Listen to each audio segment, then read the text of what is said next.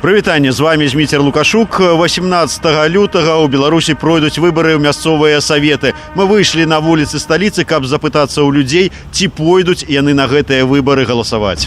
Я, естественно, пойду в своем районе голосовать, но я не знаю, за кого голосовать. Вы честное слово? Не, я ніколі на іх з 94-го года не хадзіў. А чаму так? Ну, таму што выбараў няма. Ці няма кандыдатаў, ці вы проста не верыце выбараў? Ці можа, а калі на вашым участку добры чалавек з дэмакратычнай супольнасці, якога вы ведаеце? Ну, нават калі б быў добры чалавек, усё адно вырашаеш не добры чалавек, а падлік галасоў. Калі няма адпаведнага падліку галасоў, не мае выбараў. Мы ведаем, што іх няма, і ілюзію ніхто не стварае. Я таксама.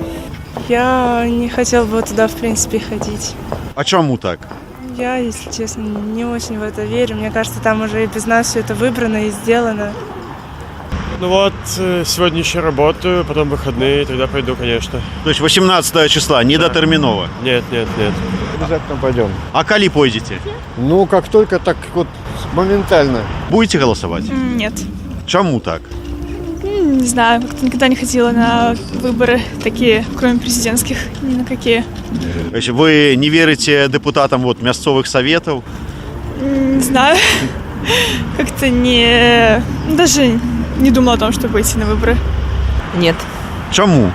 Ну, просто не пойду. Вы не верите, что депутаты мясцовых советов могут изменить ваше жыццё да лепшага? Нет, я в принципе не хожу никогда. Это такая принциповая позиция.